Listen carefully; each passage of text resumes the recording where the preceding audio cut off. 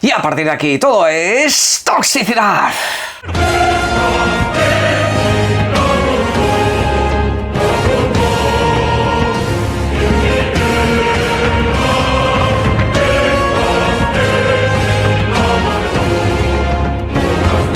Buenas, pónganse cómodos porque en el vídeo de hoy tenemos informaciones muy interesantes que tratar, sobre todo relacionadas con algunas franquicias de las cuales queremos más entregas, queremos más videojuegos dentro de estas. Y por cierto, una de esas franquicias que va a tener más videojuegos dentro de muy poquito es precisamente Silent Hill, concretamente con el título Silent Hill F, que se lanza el próximo 25 de septiembre.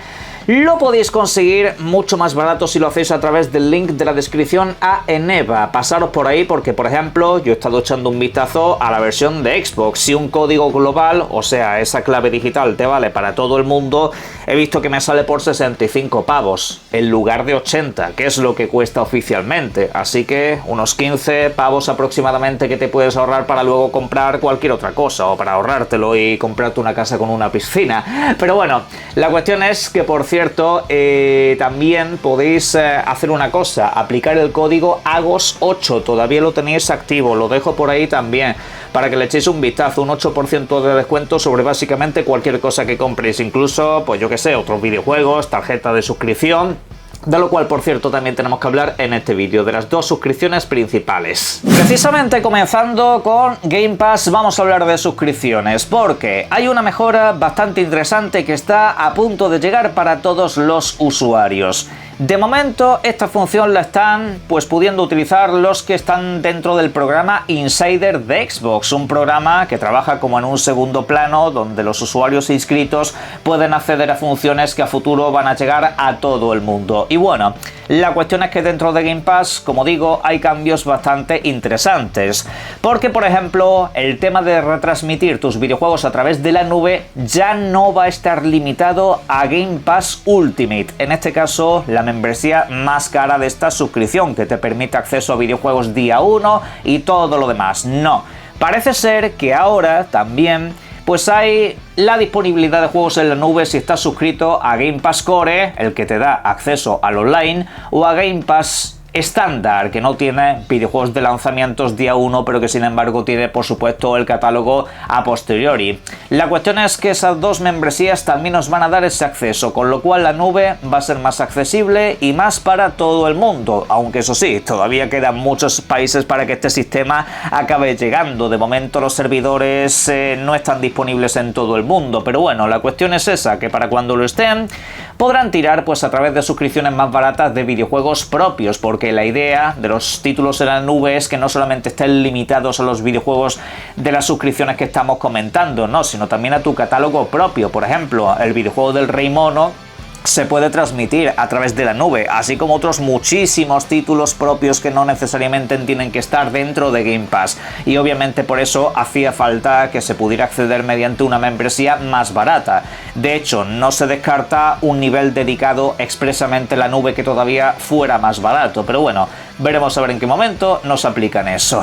Y precisamente uno de los mejores videojuegos que ha llegado a Game Pass en los últimos tiempos es este que os estoy dejando en pantalla, Legos Cube Expedition 33, un título que posiblemente sea el mejor videojuego del año. Y por cierto, cuando haga esta clase de comentarios no os tenéis que ofender, no tenéis que decir disculpas hemos, pero yo no opino igual. Ya sé que no opináis igual, yo hablo de una especie de sentir general. El próximo año el mejor videojuego del año posiblemente sea GTA 6, pero no es porque yo lo crea para mí, sino porque será un sentir general que mucha gente va a compartir. Es una percepción muy amplia en ese sentido. Hay ciertos videojuegos que dan esa vibración.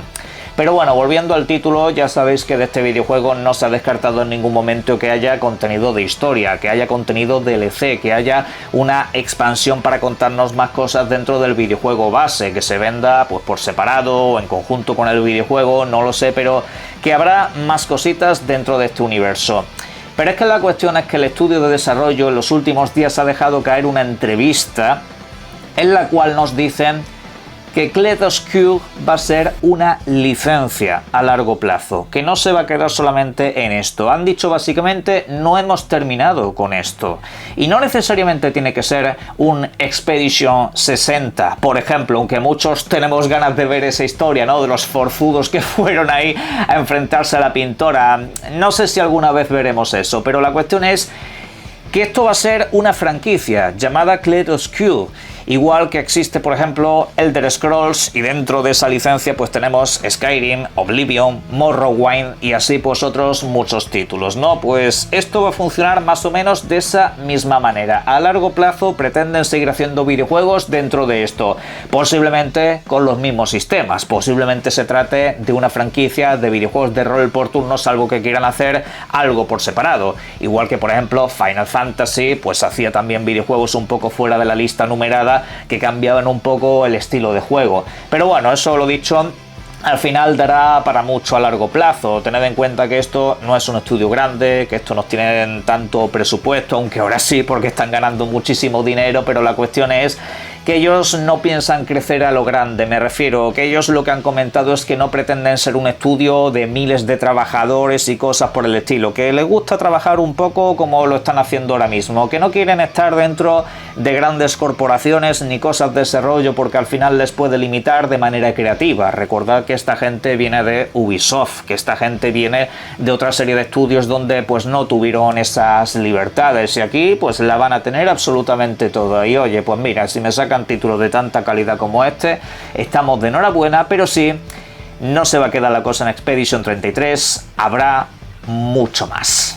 Pero bueno, seguimos hablando de suscripciones precisamente porque ayer se anunciaron los títulos que van a llegar al PlayStation Plus en su nivel Essential.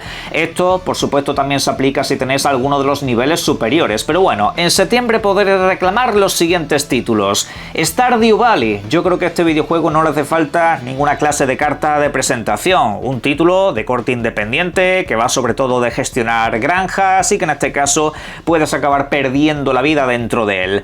La cuestión es que luego llega otro videojuego que a mí me interesaba muchísimo jugar, aunque nunca le he encontrado hueco, que es Wayfinder, un título de puzzles, un título de juego de perspectivas. Tú te mueves en primera persona y tienes que ir encajando en pantalla los diferentes elementos que te van apareciendo. Ya estás situándote desde un punto de vista u otro, pues las cosas van tomando una forma y podrás seguir avanzando en los escenarios. Si tenéis tiempo de verdad, echadle un vistazo porque es de esa clase de videojuegos que molan mucho.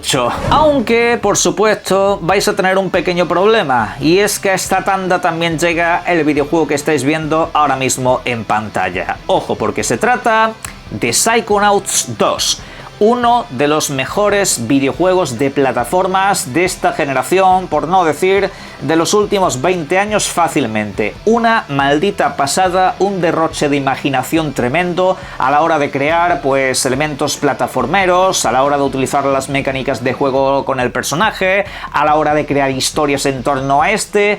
Vamos, es una auténtica maravilla, una auténtica joya que no os podéis perder y que de hecho pues os dará para unas 12-15 horas aproximadamente, salvo que queráis completar el 100%, a lo cual ya tendréis que iros hasta las 25 o 30, pero os digo una cosa, vale la pena. Cada minuto jugado este videojuego vale la pena. No os lo perdéis, por favor, si no lo habéis hecho. No os dejéis engañar por su aspecto, porque es una auténtica joya.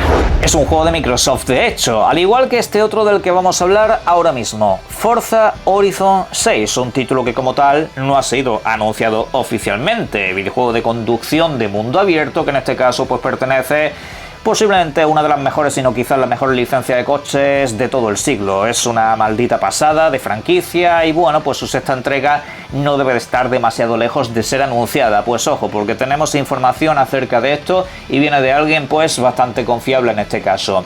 Recapitulando, lo que está pasando en los últimos días y lo que hemos comentado en el canal progresivamente es que Forza Horizon 6 parece que se va a ambientar en Japón, principalmente porque pillaron a uno de sus desarrolladores escaneando cierto tipo de vehículo que sobre todo se mueve más por aquel país. No solamente que se trate de un vehículo japonés, eso como tal pues puede salir en Francia o puede salir en cualquier otro lado.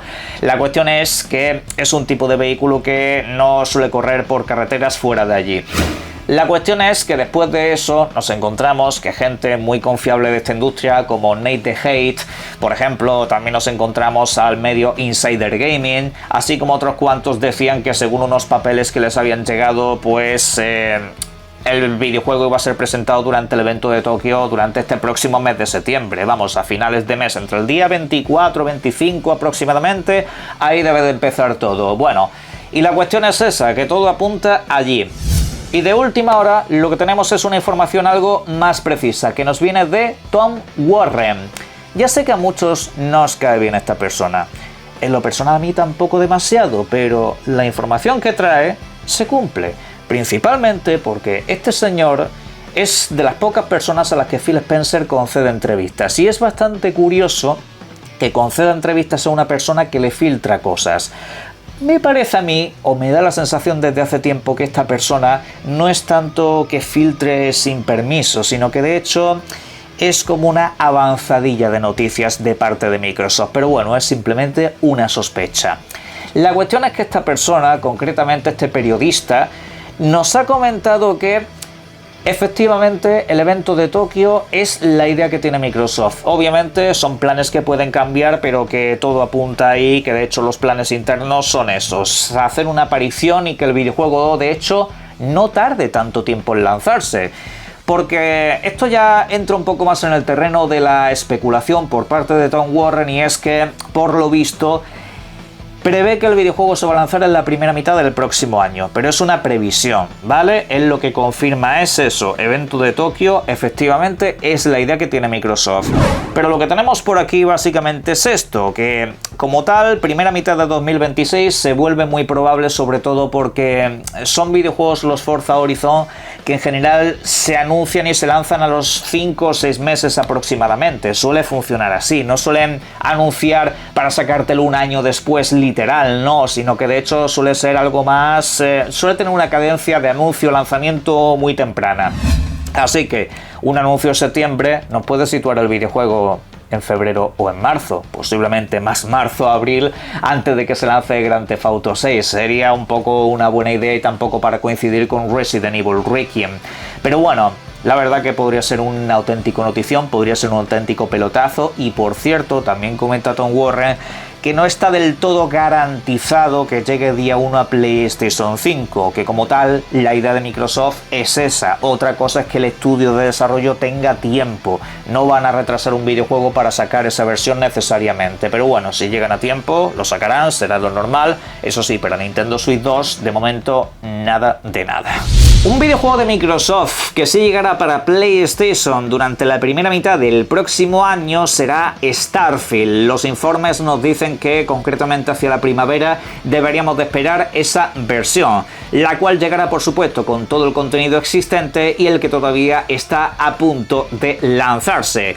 Porque ayer precisamente Bethesda dieron pues la clásica conferencia donde nos comentaban las novedades sobre sus videojuegos, y particularmente de Starfield nos han dejado caer ahora sí oficialmente que va a tener una expansión de historia, un contenido DLC, con lo cual pues el secreto a voces se acaba confirmando. No era, digamos, algo que dudásemos demasiado, pero lo queríamos escuchar de su propia boca. Y así ha sido. Finalmente no nos han comentado, eso sí, cuál va a ser la fecha elegida. Seguramente el próximo año, no creo que para 2025 lleguen ya, pero bueno, despacito y buena letra, que saquen el mejor contenido posible, porque la cosa no se quedará ahí. Sino que además de todo, también el videojuego de base va a tener muchas mejoras. Hablan de mejoras en la exploración que han pedido mucho los usuarios. Aquí lo que más nos puede llegar a la cabeza es precisamente que los viajes espaciales no tengan pantallas de carga, que digamos haya, me refiero, pantallas estáticas, porque al fin y al cabo una entrada en la órbita planetaria puede ser perfectamente una pantalla de carga camuflada, pero pueden que pongan ese tipo de cosas para una experiencia algo más inmersiva. Aparte de todo eso, en términos jugables también dicen que va a haber muchas mejoras. Habrá cosas más accesibles, quizá un poquito menores, como han ido añadido durante todo este tiempo. Y bueno, pues Starfield es un videojuego que no va a parar de crecer. Esto ya lo comenté hace tiempo, no es un videojuego que vayan a dejar abandonado. Tenemos expansión de historia confirmada, tenemos nuevas versiones, tendremos nuevos contenidos, y a partir de ahí pues ya veremos a qué más nos lleva este viaje espacial que que a mí me ha dado para 300 horas. Cambiando de tercio, uno de los videojuegos estrella que tendremos este mes que viene precisamente es el que estáis viendo en pantalla, Silksong, sí. La secuela de Hollow Knight finalmente acabará llegando durante el próximo día 4 de septiembre. Y ojo, porque no llegará en formato físico. Hay mucha gente que se estaba preguntando esta posibilidad, pero parece ser, según las últimas informaciones que nos llegan del medio Insider Gaming, la idea es sacar la edición física en el año 2026.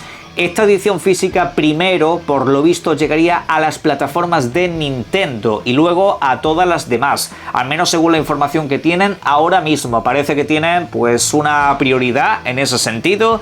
Y bueno, pues la verdad que el primer videojuego también estuvo muy asociado a dicha plataforma y de hecho pues al final en formato físico es donde seguramente más demanda acabe teniendo. Pero bueno, todavía eso sí nos queda por confirmar el precio de lanzamiento. Espero que no sea demasiado alto, pero bueno, ya lo veremos. Y para cerrar tenemos una buena noticia relacionada con Ubisoft, porque parece ser que alguna de sus licencias olvidadas, algunos videojuegos que habían dejado básicamente enterrados, los van a vender, concretamente a nuestros amigos de Atari, que sí, siguen vivos y haciendo cosas por ahí, de alguna manera.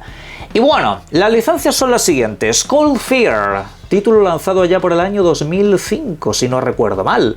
Luego tenemos el Child of Eden. Tenemos también, por ejemplo, el I Am Alive. También tenemos el Grow Home y también el Grow Up.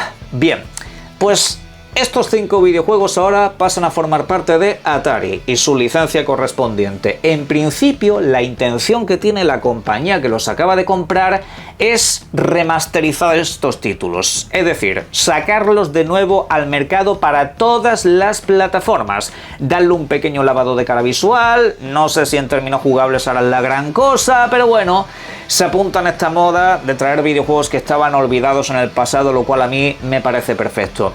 Yo entiendo que haya gente que esté en contra de remasterizar 20.000 veces el mismo videojuego, pero la cuestión es que aquí estamos hablando de títulos que a día de hoy la gente no puede jugar, que la gente no tiene a su disposición, que están completamente perdidos. Esta clase de títulos sí que merecen una remasterización, sí que merecen tener al menos unos mínimos para que el videojuego se pueda jugar a día de hoy. Eso sí, veremos a ver cómo se les va la flapa con el precio, que a muchos de estos se vienen bastante arriba con algunos títulos para el poco trabajo que tienen. Pero bueno, como digo, me parece una buena noticia porque al final, si Ubisoft no iba a utilizar ninguna de estas licencias, que libere todas las que pueda de hecho, y así les diría que hicieran a otras muchas compañías que tienen licencias básicamente enterradas. Pero bueno, sobre esto y todo lo demás en la caja de comentarios me podéis dejar vuestras opiniones, pasar por el link de la descripción a Eneba y disfruten de los videojuegos. Un saludo.